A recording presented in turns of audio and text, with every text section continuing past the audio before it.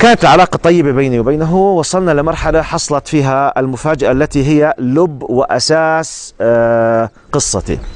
انظروا ماذا حصل معي أنا 5 أطفال، 2 منهم تقريبا تحت 3 سنوات وسنة ونص. وضعي كان صعب جدا، درجة حرارة عالية، درجة رطوبة عالية، اعتناء ب5 أطفال، تحرك من مكان سكن إلى مكان تدريس 2 في اليوم، عدد ساعات كبير جدا. فأرهقت. من شدة الإرهاق في ليلة من الليالي حصل معي أنا بلغتي أنا مصيبة مما يعني أهتز لها وأتضايق، إنه راحت علي صلاة الفجر. هنا طبعا لابد أن أقف وقفة يا إخواني وأخواتي. صلاة الفجر بالنسبة لي حينما تدينت دخلت في عالم التدين، واحدة من الأساسات التي أسست حياتي عليها حديث الحبيب المصطفى صلى الله عليه وسلم، اللي هو من صلى الفجر في جماعة فهو في ذمة الله.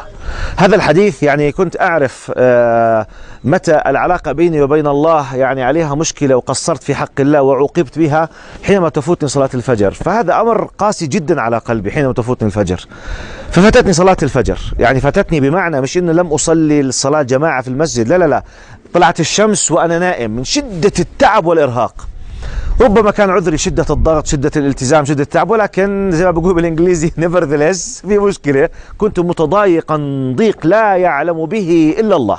فقدر الله سبحانه وتعالى إنه هذه الحادثة اللي حصلت معي هزتني. في الأخير قمت صليت طبعا بعد طلوع الشمس وأنا متضايق جدا. ولاحظوا إخواني وأخواتي، هذا سر خاص عندي أنا لم يعلم به إلا الله سبحانه وتعالى وأنا وزوجتي فقط. خرجت في الصباح الباكر لألحق بالدورة اللي فيها هذا الأخ عبد الله المسلم الجديد، كانت صباحية. طبعا حالتي النفسية من الداخل لا يعلم بها إلا الله، متضايق ضيق شديد جدا. دخلت أنهيت الكلام، بتفاجأ بعد ما خلصت الدورة حوالي 2 ساعة طلع الأول الثاني الثالث الرابع، فبقي عبد الله لوحده معي بالصف. انظروا ماذا حصل. بدي أحكي أصلا النص كما قاله بالإنجليزي، بعد ذلك أترجمه حتى أعطي روح النص لمن يفهم اللغة. إجا لعندي قال لي دكتور I want to ask you a question. قلت له تفضل. قال لي أريد أن أسألك سؤالا. قلت له تفضل. يقول لي today I missed the Fajr prayer، يعني اليوم راحت علي صلاة الفجر. على قولة اخواننا المصريين داخل نفسي قلت يا دي النيل المنيلة، انت مش جاي تسألني هذا السؤال الا اليوم في داخل نفسي. هكذا كان موقفي معه، انا فاقد صلاة الفجر في ذاك اليوم ومتنكد، وبيجي بيسألني بيقول لي today I missed the Fajr prayer، انا راحت علي صلاة الفجر.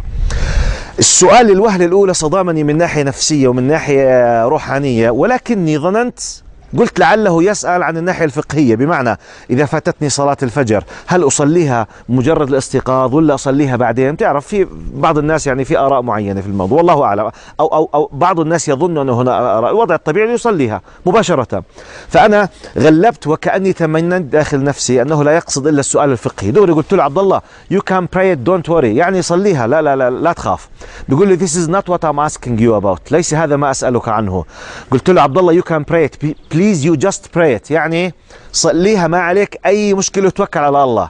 برد بعيد لي بيقول لي this is not what I'm asking you about، ليس هذا ما أسألك عنه. وكأني غير منتبه أو لا أريد الانتباه إلى إجابته، أنا أريد أن أركز على وكأنه المشكلة فقهية، ما أريد أن يفتتح لي ملف آخر. قلت له عبد الله please you can pray it، خلص صليها ما في أي شيء. بيقول بعدين علم من نبرته بيقول لي دكتور this is not what I'm asking you about، بيقول لي ليس هذا ما أسألك عنه.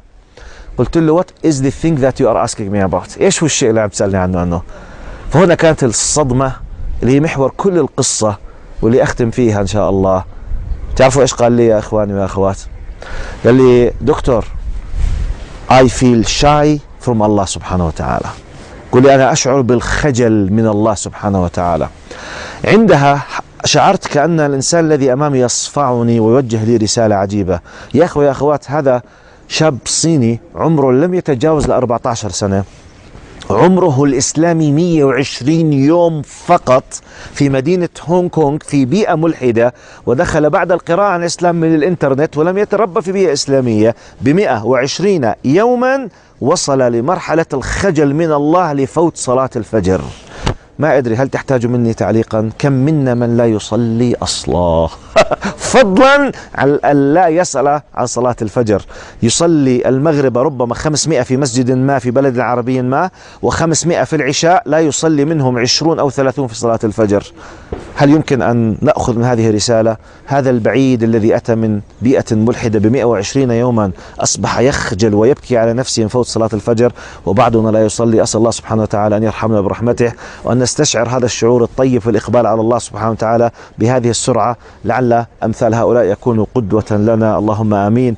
لا تنسونا من دعائكم، وبارك الله فيكم، جزاكم الله خير. السلام عليكم. للخير تمضي لا تهاب.